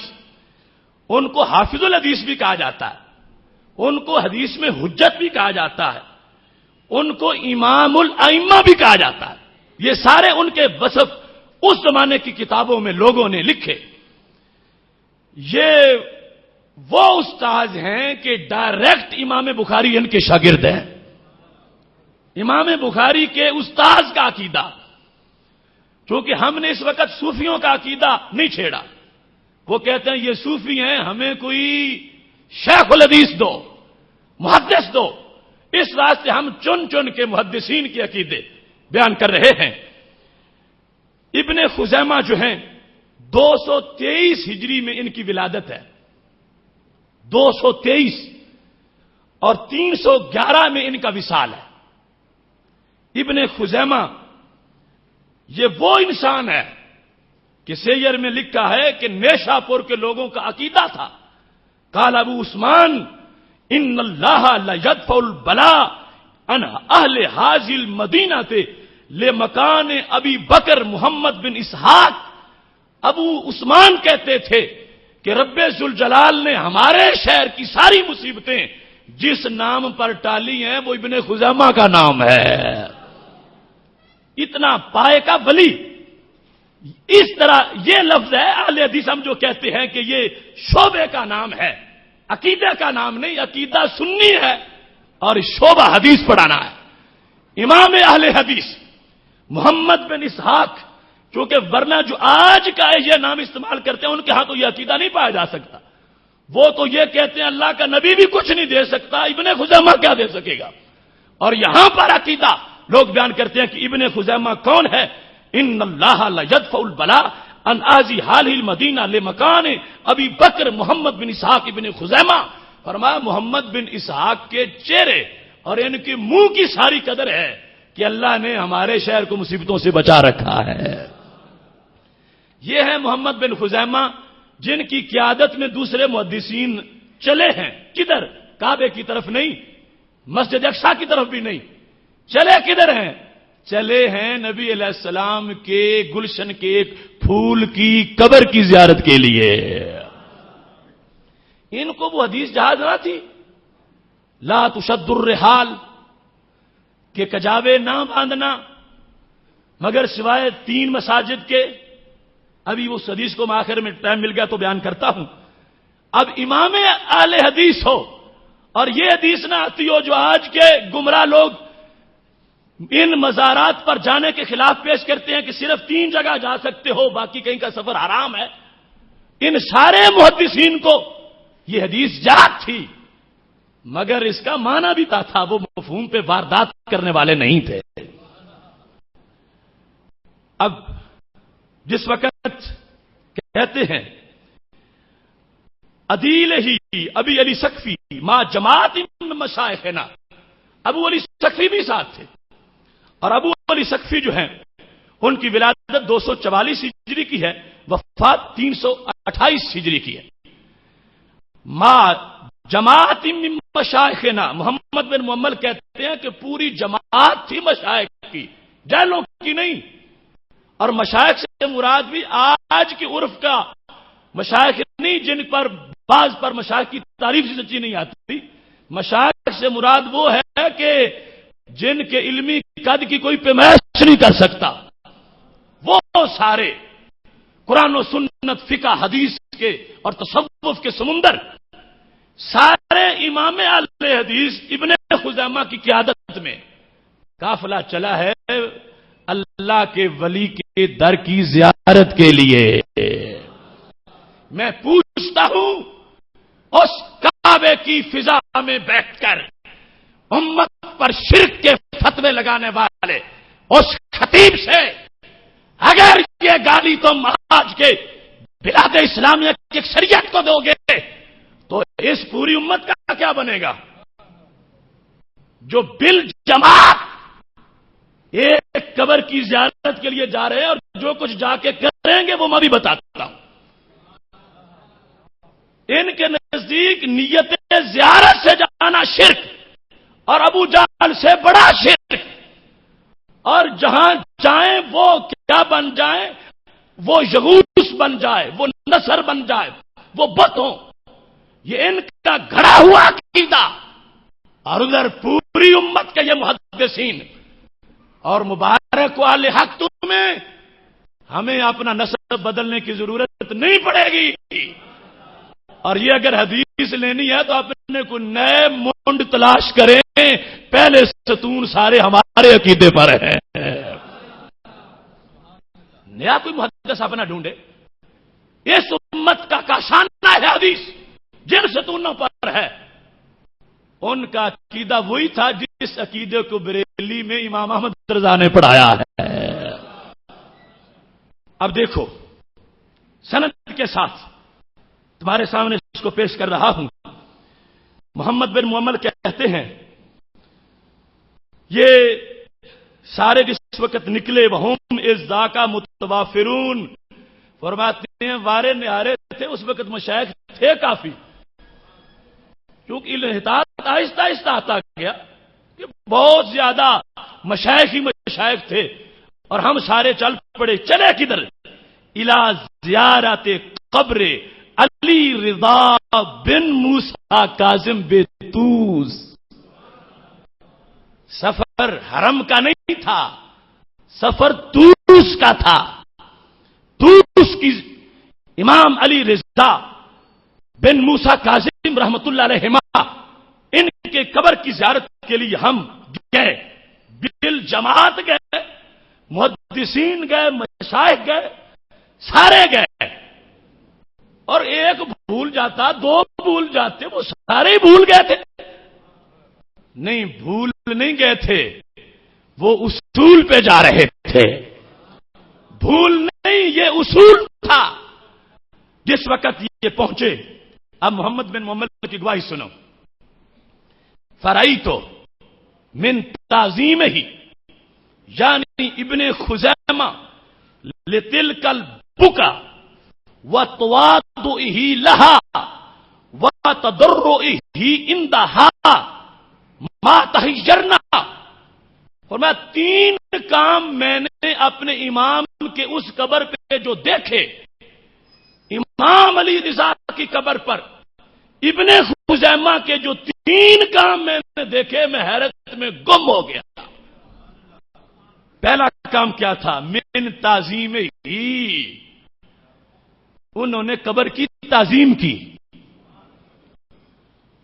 لفظ تعظیم ہے، قبر کی تعظیم کی. تعظیم سے مراد یہ نہیں سجدہ کیا، تعظیم سے مراد ہے کہ ادب سے فاتحہ پڑھی، اکڑ کے نہیں چلے.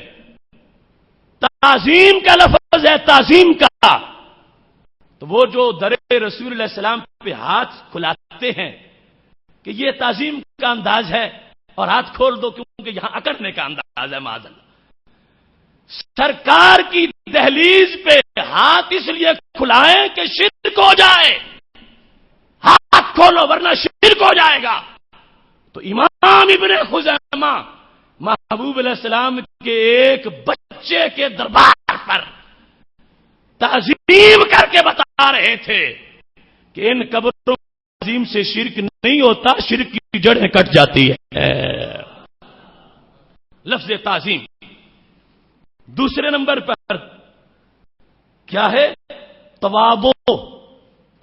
یہ تینوں لفظ آج کے ان کے فتاوا میں شرک کا پلندہ بنا دیے گئے کہ غیر نبی کے لیے تواضع، غیر خدا کے لیے تواضع، غیر خدا کی تعظیم اور غیر خدا کے لیے تضرع. بڑے آخری لفظ ہے. تضرع ہے بڑا عاجز ہو جانا، آنکھوں سے آنسو بہانا، یہ تضرع ہے. تو ابن خزیمہ کو یہ کہتے ہیں ہم نے اپنی آنکھوں سے دیکھا وہ اتنے عاجز بنے ہوئے تھے اس قبر پر، اس روضہ پر، اس دربار پر، اور آنکھوں سے آنسو جاری تھے اور بڑی عاجزی سے وہاں پر حاضری دے رہے تھے. جس تضرع کو آج عبادت کہا گیا، جس تضرع اور انکسار کو آج عبادت کہا گیا، اور جس تعظیم کو آج عبادت کا نام دے کر شرک کا فتویٰ لگایا گیا، وہ تینوں لفظ سارے محدثین کے امام کی سیرت میں موجود ہیں کہ انہوں نے امام علی رضا رحمت اللہ علیہ کی قبر پر تعظیم بھی کی ہے، تضرع بھی کیا ہے، تواضع بھی کی ہے. سجدہ نہیں کیا، طواف نہیں کیا، تواضع ہے. اب دیکھتے ہیں سال ہا سال کے بعد جب وقت یاوری کرتا ہے تو ایک بندہ مدینہ شریف کا مہمان بنتا ہے. وہ چلتا ہے، آنکھوں میں آنسو ہے. وہ جہاز سے اترتا ہے، کیفیت بدل جاتی ہے. رستے میں بھی درود و سلام، آنکھوں سے رمجم ہے. مگر ان ظالموں کا فتویٰ ہے کہ مدینہ شریف جاتے وقت آنسو بھی نہ بہاؤ. اتنی پابندیاں لگانا چاہتے کہ یہ عاجزی بن جائے گی، اللہ کے سوا کسی کے لیے عاجزی نہیں ہونی چاہیے. مدینہ جاتے وقت ہاتھ باندھ کے نہ چلو، تو ظالموں چوری کرتے وقت ہاتھ باندھ کے چلیں. کہاں ہاتھ باندھ کے؟ یہ ساری پابندیاں گھر کے اپنے پیٹ سے انہوں نے بنائی. اور امت کا یہ عقیدہ ہے کہ ساری جماعت اہل حدیث یعنی تمام محدثین، لفظ اہل حدیث سے کسی کو غلط فہمی نہ ہو، تمام محدثین کی جو جماعت سند صحیح سے جو میں بیان کر رہا ہوں، ذہبی کے الفاظ اور اس کے ساتھ ساتھ دیگر تہذیب و تہذیب کا جو میں نے حوالہ تمہارے سامنے پیش کر دیا ہے، آغاز کے اندر اس حوالے کے ساتھ ابن حجر اسقلانی کی کتاب کے 388 صفحے جلد نمبر 7 کے اوپر یہ تفصیل سے موجود ہے. یہ دیکھا گیا تواضع بھی ہے، تضرع بھی ہے اور شرک بھی نہیں ہے. تو یہ ہے جڑ محدثین کی. جس جڑ کا عقیدہ یہ ہے اس کے پھولوں کا آج بھی عقیدہ یہ ہے. محتشم سامعین حضرات، یہ بھول ہے کسی کی کہ ہمیں ہمارے تسلسل کو خراب کرنے کی کوشش کی جائے. ہم جانتے ہیں کہ ریالوں کے پیسے کافی ملتے ہیں اور ان سے جھوٹے سچے پلندے کافی تیار کر لیے جاتے ہیں، مگر حقیقت حقیقت ہے اور اس کو دبایا انشاءاللہ نہیں جا سکے گا. وہاں سے لے کر یہاں تک یہ نور کا سلسلہ موجود ہے. اب اس صورتحال کے اندر مزید اضافہ کے لیے ابن حبان کو پیش کرتا ہوں. 354 ہجری ان کی وفات ہے. ان کی کتاب ایک ہے جس کو کتاب الثقات کہا جاتا ہے. کتاب الثقات مطلب کیا ہے کہ جتنے پیٹنٹ راوی ہیں انہوں نے بیان کیے، اور جب گفتگو ہوتی ہے تو کہا جاتا ہے فلاں راوی بڑا پکا ہے، چونکہ ابن حبان نے کہا ہے پکا ہے. سیکا کہتے ہیں سکہ بند کو. سیکا پکا راوی نہ جھوٹ بولتا ہے، نہ اس میں ہرس ہے، نہ لالچ ہے، متقی ہے، پرہیزگار ہے، جس کی بات ضرور مانی جاتی ہے. تو ان سارے راویوں کا انہوں نے اکٹھا ذکر کر کے کئی جلدوں میں جو کتاب لکھی اس کو کہتے ہیں کتاب الثقات. لکھنے والے کون ہیں؟ ابن حبان۔ اب جس بندے کے کہنے پر راویوں کے بارے میں گواہی معتبر ہوگی، وہ کہہ دے تو راوی سچا ہے، وہ کہہ دے تو راوی جھوٹا ہے، وہ کتنا بڑا معیار ہوگا وہ انسان۔ آؤ اس سے پوچھتے ہیں تمہیں قبر پر جانے سے کیا ملتا ہے؟ کتاب سکات، اس کے اندر جہاں انہوں نے امام علی رضا جن کا بھی تذکرہ ہوا، ان کا کے حالات زندگی لکھے، کیونکہ یہ بھی محدثین میں سے ایک محدث تھے، پیروں کے بیٹے تھے، محدث تھے، اور ان کا تذکرہ جس وقت ابن حبان نے اپنی کتاب السکات میں کیا تو اپنا ایک تجربہ بیان کرنے لگے۔ کہتے ہیں ما حلت بی شدہ فی وقت قیامی بیتوس وزرت قبر علی رضا بن موسیٰ صلوات اللہ علی جدہ و علیہ ودعوت اللہ تعالی ازالتہا انی الا استجیب علی۔ ابن حبان کہتے ہیں جب میں طوس میں رہا کرتا تھا تو کیا ہوا؟ کہتے ہیں کوئی ایسی مشکل نہیں جو مجھ پہ آئی ہو اور میں امام علی رضا کے پاس پہنچا ہوں مشکل حل نہ ہوئی ہو۔ یہ ہے محدث کا عقیدہ۔ کتاب السکات کے نام لے کر راویوں کو تولنے والوں، اس بندے کا عقیدہ تو دیکھو، اس کا اپنا عقیدہ کیا ہے؟ بدعتی غیر معتبر ہوتا ہے، مشرک غیر معتبر ہوتا ہے، اس کو امام نہیں کہا جاتا۔ یہ امام ابن حبان اپنی کتاب میں امام علی رضا کے بارے میں رحمت اللہ علیہ کے بارے میں اپنا پرسنل عقیدہ بیان کرتے ہیں۔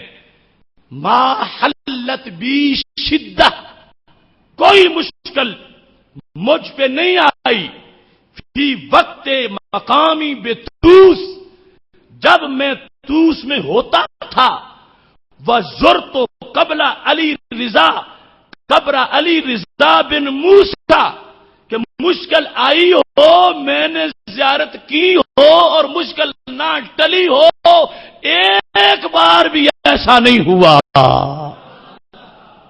یعنی ہوتا ہے نا کبھی حل ہو گئی ہو کبھی نہ ہوئی ہو، کہتے ہیں ایسا نہیں، کبھی کبھی کی بات نہیں، کلمات حسر ہے۔ ما اور اللہ فرمایا جب بھی مشکل آئی ہے میں امام کی دربار میں چلا گیا ہوں۔ یہ ابن حبان اور اس وقت کا عقیدہ۔ ہمیں کوئی بریلویت کی طرف یوں منسوب نہ کرے کہ ہمارا عقیدہ وہاں گھڑا گیا، نہیں، بریلویت اسی حقیقت کا اظہار ہے جو شروع سے آ رہی تھی۔ اب یہ طوس میں ابن حبان کو امام علی رضا کی قبر پر اعلی حضرت تو پکڑ کے نہیں نہ لے گئے، خود گئے اور کہتے کیا ہے؟ کہتے ھذا شیء جربتہ مرارا، یہ وہ تجربہ ہے جو میں نے کئی بار کر کے دیکھا ہے۔ جربتہ مرارا، میں نے کئی بار تجربہ کر کے دیکھا، جو مشکل آتی ہے میں چلا جاتا ہوں۔ امام علی رضا کا نام لے کر کتنے ادب سے کہتے ہیں صلوات اللہ علی جدہ و علیہ، اللہ کے درود ہوں ان کے نانا جی پر اور ان پر۔ ودعوت اللہ تعالی ازالتہ، یہ جو ہمارا عقیدہ، دعا تو گھر بھی کر سکتے تھے، کہتے مشکل آتی امام علی رضا کی قبر پہ جا کر میں اللہ سے دعا کرتا، کس چیز کا؟ ازالتہ انی، کہ یہ مشکل مجھ سے زائل کر دے۔ استجیب علی وزالت انی تلک الشدہ، امام علی رضا کے مزار کی برکت سے میری دعا قبول ہو جاتی، دعا قبول کر لی جاتی۔ اور مجھ سے ہر شدت کو دور کر دیا جاتا. یہ انداز ہمیں محدثین کے اندر ملتا ہے. وقت روزانہ کی طرح آج بھی ہمارا اپنے محدود ٹائم سے بڑھتا جا رہا ہے، لیکن یہ ظلمت اتنی ہے کہ اس اندھیروں کو دور کرنے کے لیے ہمیں کچھ سویروں کا بندوبست ضرور کرنا پڑے گا. پنجابی میں کہتے ہیں جھوٹا ہوا تو لے دے جاواں. الٹا چور کوتوال کو ڈانٹے. جن کے پلے کچھ نہیں تھا وہ ہماری پیمائش کرنے شروع ہو گئے.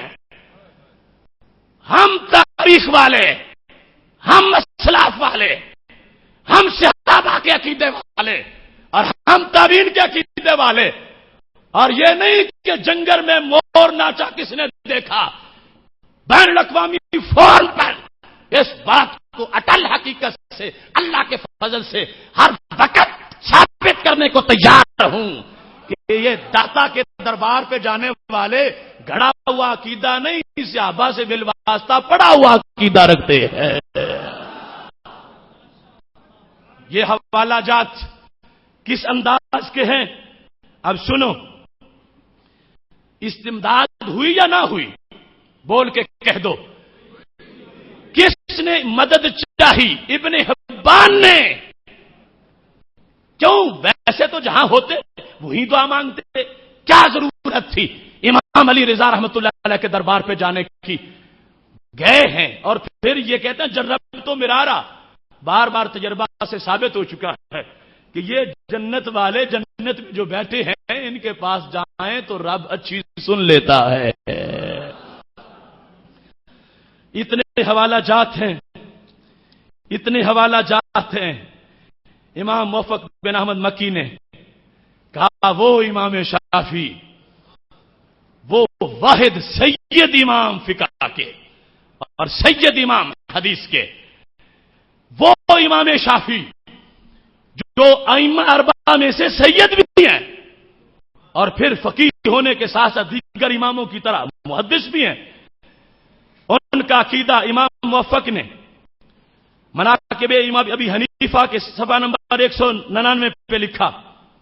علی بن میمون راوی ہے، کہتے ہیں سمیت الشافعیہ یقولو، میں نے امام شافعی کو یہ کہتے سنا انی اتبرک بابی حنیفہ تھا، میں امام ابو حنیفہ سے تبرک لیتا ہوں. وہ فوت ہو چکے.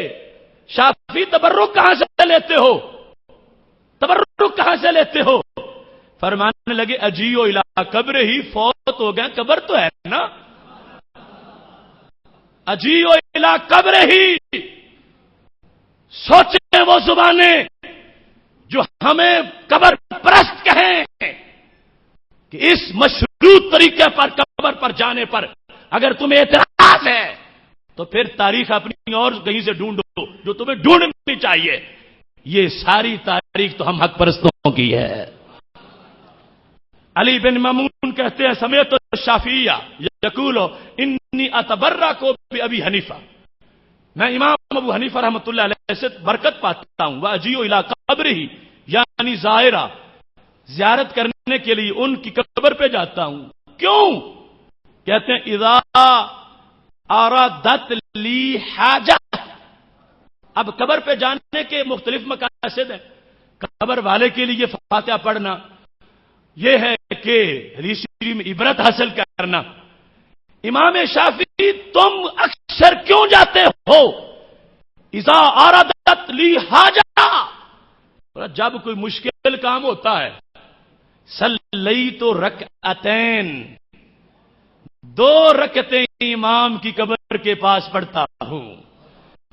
یہ تو الا قبر ہی، ان کی قبر کے پاس آتا ہوں.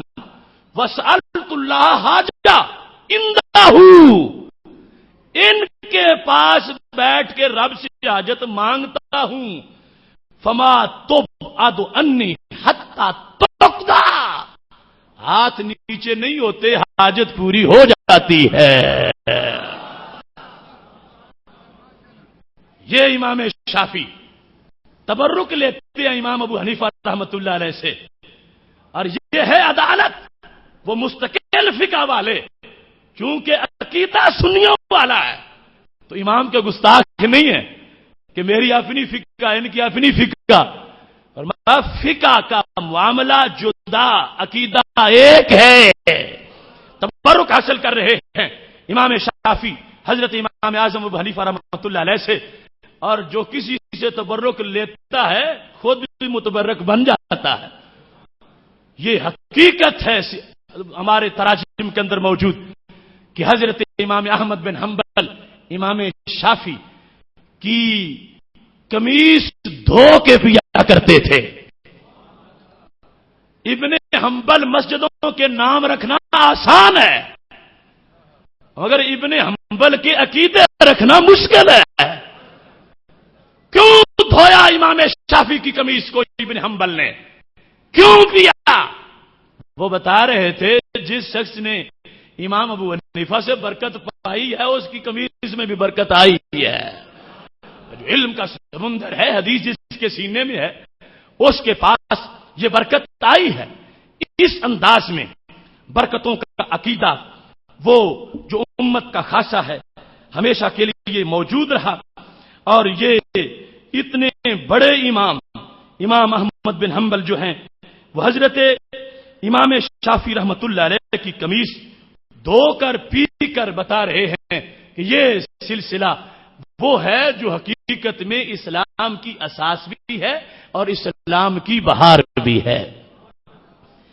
اس واسطے اشیاء اللمات جلد سوم کے اندر صفحہ نمبر 402 پر حضرت شیخ عبدالحق محدث دہلوی بر صغیر کی ساری حدیث کا جو چشمہ ہے، وہ شیخ عبدالحق محدث دہلوی جن کو محقق علی الاطلاق کہا جاتا ہے، وہ کہتے ہیں پس زیارت برائے امداد مر موتا را و استمداد از ایشان ہر دو باشد بر تفاوت حال زائر و مزور۔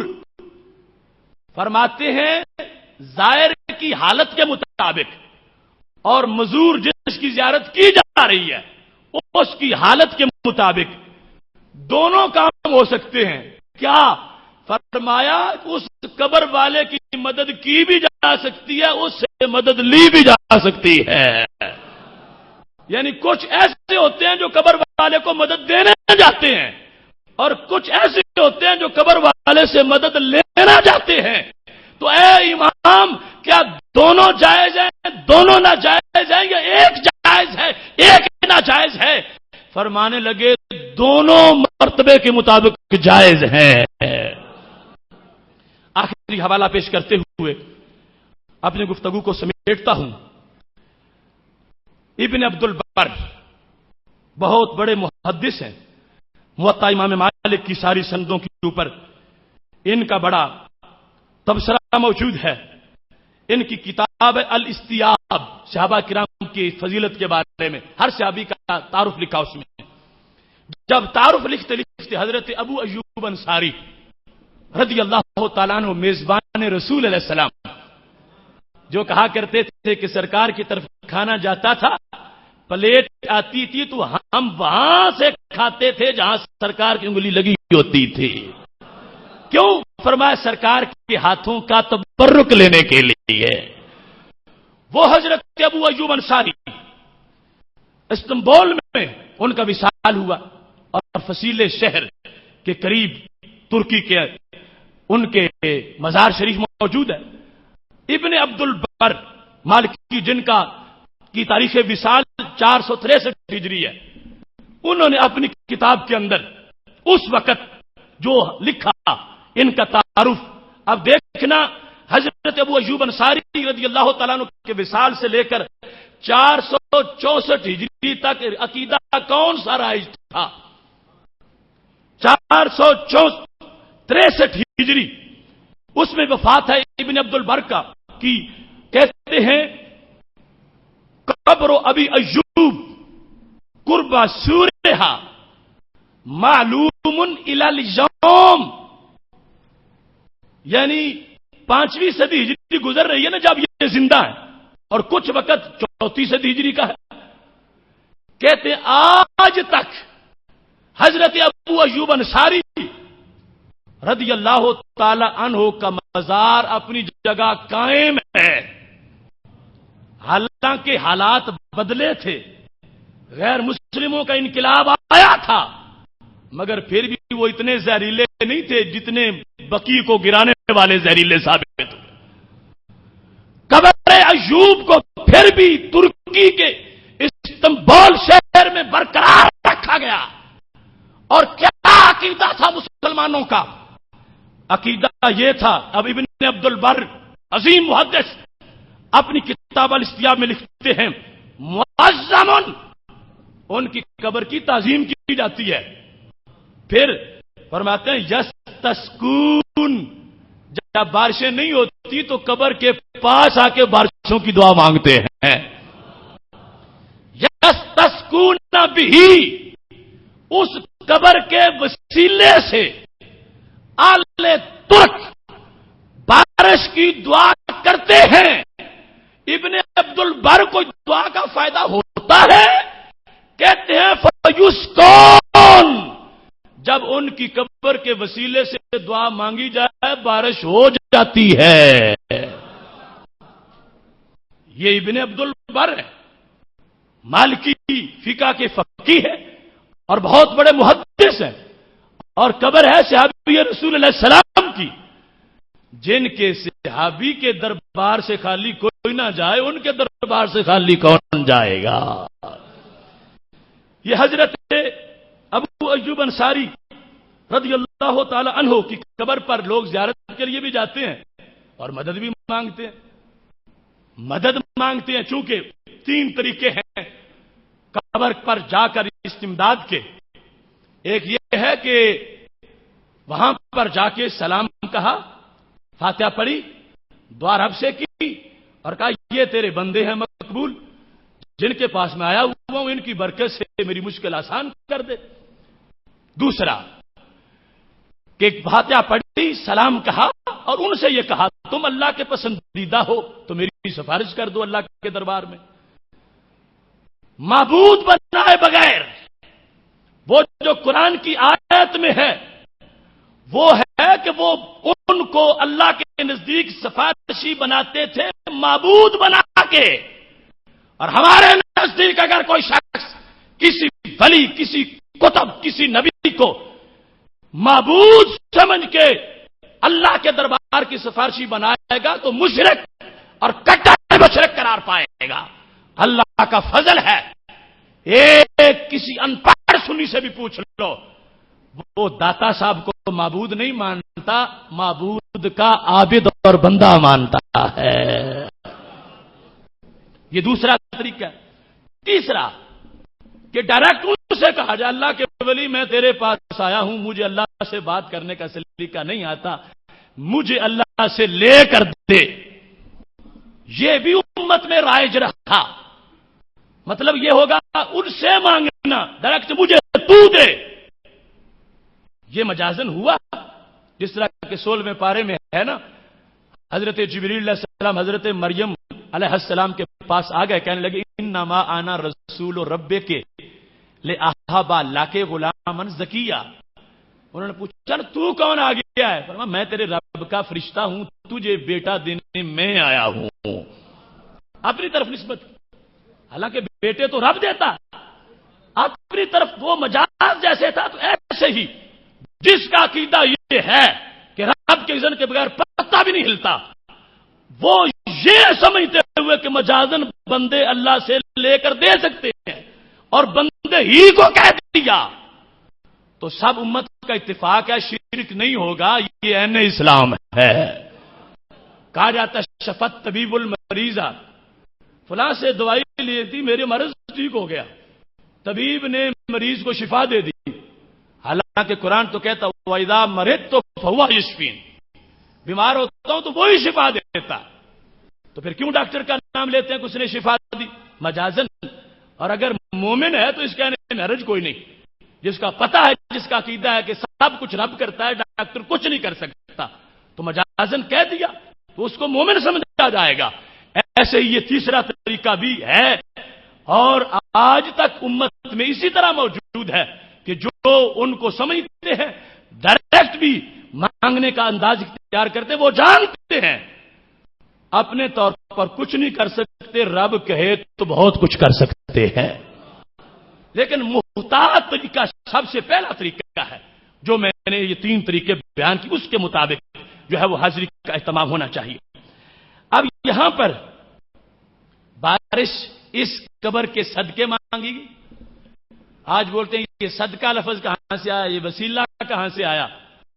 ہم نے کہا یہ صدقہ، یہ وسیلہ نہ اجمیر شریف میں گڑھا گیا، نہ بریلی شریف میں گڑھا گیا، نہ سرہند شریف میں گڑھا گیا، نہ سیال شریف میں گڑھا گیا، نہ شرک پور شریف میں گڑھا گیا، نہ بھکی شریف میں گڑھا گیا، نہ علی پور شریف میں گڑھا گیا. یہ تو صحابہ کے پاس سے پڑا گیا، وہاں سے چل کے یہ صورتحال آئی ہے. مسلم کی جب حدیث ہے کہ صحابہ جو ہیں وہ نبی علیہ السلام کا جبہ دھو کے کیوں پیتے ہیں، نستشفی بہا، کہ پانی جبے سے لگا ہے اس سے شفا مل جائے گی. تو یہ جس کے دل میں سرکار کی عشق کا مدینہ ہو اور سرکار جس کے سینے میں رہتے ہوں، یہ اس کی قبر کی انوار ہو سکتے ہیں. اور یہ جو اہم بات ہے اس وقت جو میں اس ابن عبد البر کی گواہی پر جو استیاب کا حوالہ میں نے پیش کیا کرنا چاہتا ہوں وہ یہ ہے کہ یہ زمانہ میں بیان کر رہا ہوں 463 ہجری کا، 463. اس وقت کے لوگوں کو بریلوی کس نے بنایا تھا؟ 463 ہجری. اس وقت یہ عقیدہ کیوں تھا؟ شروع سے لے کر اسلام کی عمر ہو گئی تھی ہجرت کے سالوں کے لحاظ سے 463. تو ان شروع والے سالوں میں یہ عقیدہ کیوں تھا؟ یہ عقیدہ اس کا اور کوئی سبب نہیں، آؤٹ سائڈر نہیں، باہر سے نہیں آیا. یہ عقیدہ منگوایا نہیں گیا چونکہ شروع سے چل کے آیا ہے. اس واسطے ہم نے جتنے حوالے پیش کر دیے ان ابتدائی سالوں کے کہ کچھ تو حیا کرو، ہمیں تو جو کہتے ہو کہتے رہو، ان کا تو حیا کرو جن کی تاریخ پر پورا اسلام روشن ہے. محتشم سامعین حضرات، یہ چند حوالہ جات میں نے عرض کر دیے. جہاں تک اس حدیث شریف کا تعلق ہے جو بخاری شریف میں موجود ہے، لا تشد الرحال الا الى ثلاثه مساجد، نہ کجاوے باندھو مگر صرف 3 مسجدوں کی طرف، مسجد حرام، مسجد رسول، مسجد اقصی. مسجد رسول صلی اللہ علیہ وسلم. تو یہ سارے محدثین کے نزدیک سوائے ابن تیمیہ کے یہ استثناء متصل ہے. استثناء متصل کا مطلب کیا ہے کہ مسجدوں کے لحاظ سے بات ہو رہی ہے، مطلقاً بات نہیں ہو رہی کہ طلب ثواب کے لیے کہ نماز کا ریٹ بڑھ جائے گا اللہ کے دربار میں. اگر زیادہ نیکی نماز کی لینی ہو تو جن مسجدوں کا سفر کرنا چاہیے ساری مسجدوں میں وہ 3 مسجدیں یہ ہیں. مستثنا منقطع نہیں کہ کہا جائے کوئی سفر بھی جائز نہیں سوائے ان 3 مسجدوں کے سفر کے. اگر منقطع بناؤ گے تو جیو گے کیسے؟ کوئی سفر میں تو بیٹی کے پاس جانے کا سفر بھی ہوگا، بچے کے پاس جانے کا سفر بھی ہوگا، بیوی کے پاس جانے کا بھی سفر ہوگا، پڑھنے والا سفر بھی ہوگا، تجارت والا سفر بھی ہوگا. وہ جائز کیسے بناؤ؟ مطلقاً سفر سے استثناء نہیں، مسجدوں کے لحاظ سے سفر کے لحاظ سے استثناء کیا میرے محبوب علیہ الصلوۃ والسلام نے کہ مسجدوں میں سے جن مسجدوں کے اندر سفر تمہیں کرنا چاہیے زیادہ ثواب لینے کے لیے وہ یہ 3 مسجدیں ہیں. اس کی اردو میں مثال سمجھ لو. آپ اپنے بیٹے کو کھڑا کر دیں دروازے پر، فیکٹری کے مزدور آنے والے ہیں اور ان میں سے زید، عمر اور بکر نہ داخل ہونے دے گھر میں مگر زید، عمر اور بکر کو. یہ کہہ دیا. اب وہ کھڑا ہے, آتے رہے مزدور, سب پیچھے ہٹاتا رہا, اتنے میں اس کا ماموں بھی آ گیا, اس کو داخل کر دیا. اب باپ اس کا ناراض نہیں ہوگا. جب یہ پس منظر تھا کلام کا کہ یہ جو 3 نام ہیں نا اجازت والے, یہ ہیں مزدوروں کے لحاظ سے, یہ نہیں کہ باقی کوئی رشتہ دار بھی داخل نہیں ہونے دینا. مزدوروں میں سے اجازت صرف 3 کو ہے, نہ یہ کہ مطلقاً نشانوں میں سے اجازت صرف 3 کو ہے. اس کا دادا آ جائے تو اسے بھی گھر جانے دے, اس کا ماموں آ جائے تو اسے بھی گھر جانے دے. استثناء متصل کا یہ قانون ہے. تو محبوب علیہ الصلوۃ والسلام نے فرمایا لا تشد الرحال الا الى ثلاثه مساجد, مسجدوں میں سے جس مسجد کا قصد کر کے سفر کرنا ہے طلب ثواب کے لحاظ سے, وہ یہ 3 مسجدیں ہیں. باقی مزارات, باقی تجارتی سفر اور باقی دیگر معاملات وہ سارے اس سے جدا ہیں. ظالم اس کو نبی علیہ السلام کے دربار کی حاضری کے خلاف پڑھتے ہیں کہ جانا ہے تو مسجد کی نیت سے, جانا ہے گھر سے تو مسجد کی نیت سے. میں پوچھتا ہوں مسجد نبوی بنی کیسے؟ مسجد تو سرکار کے بغیر نبوی نہیں بن سکتی. تو پھر مسجد کا یا تو نام بدلا جائے, اتنی نفرت ہے تو معاذ اللہ. اس واسطے جن کے صدقے ریاض الجنت اور جن کے صدقے مسجد نبوی, ان کو منفی کر کے جانا ہے تو پھر جانا کیوں ہے؟ اس واسطے آغاز میں نیت ہوگی محبوب علیہ السلام کے. اور میرے امام کہنے لگے اسی کی تو فعل حج بھی رب نے کرا دیے, اصل مقصود حاضری تو اس پاک در کی تھی. محتشم سامعین حضرات, امام مینی نے اس حدیث پر تبصرہ کرتے ہوئے, اور بالخصوص یہ جو ہے نا مسجدوں کے لحاظ سے اثر ہے, یہ باقاعدہ دوسری حدیث میں بھی ہے, حسن سند سے ثابت ہے. عمدۃ القاری جلد نمبر 5 صفحہ نمبر 566 پر یہ موجود ہے.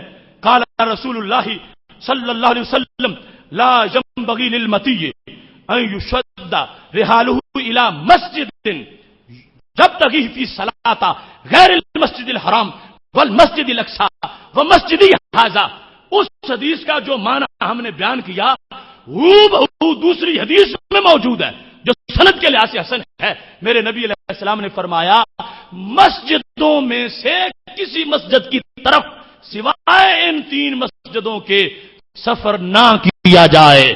اب وہاں پر خود لفظ مسجد مستثنا منہوں میں موجود ہے کہ مطلقاً سفر کی بات نہیں کی جا رہی, مسجدوں کے لحاظ سے سفر کی بات کی جا رہی ہے. اور پھر یہ بھی یاد رکھنا, یہ بھی بڑے لیول کا انداز ہے, ورنہ تو قباء میں نفل پڑھیں تو عمرے کا ملتا ہے ثواب, اور قباء کا اس میں ذکر نہیں ہے. تو قباء کی طرف جانے والا مجرم ہوگا معاذ اللہ؟ نہیں. مطلب یہ ہے کہ بہت زیادہ جہاں ثواب ملتا ہے وہ یہ ہے, اور ان کے لیے جانا چاہیے. اور اس کے علاوہ حدیث میں جس کا آ گیا اس کو کوئی خارج نہیں کر سکے گا, وہ معاملہ بھی رہے گا.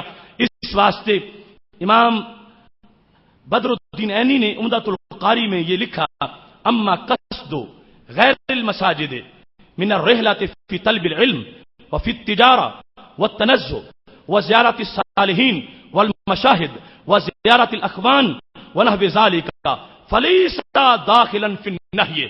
فرمانے لگے اس حدیث سے طلب علم کا سفر حرام نہیں ہوتا, تجارت کا بھی نہیں ہوتا, سیر و تفریح کا بھی نہیں ہوتا, صالحین کی زیارت کا بھی نہیں ہوتا, ان کے مزارات پر حاضری کا بھی نہیں ہوتا, بھائیوں سے ملاقات کا سفر بھی اس حدیث کے سے, اور وہ حرام نہیں ہوتا چونکہ بات ہو رہی ہے صرف مسجدوں کی.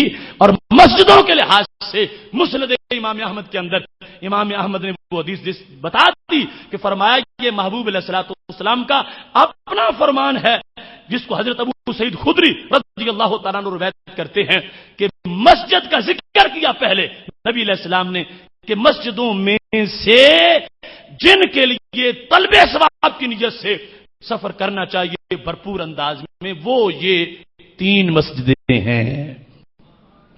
محتشم سامعین حضرات، اللہ تبارک و تعالی اس حق کو آگے پھیلانے کی توفیق عطا فرمائے۔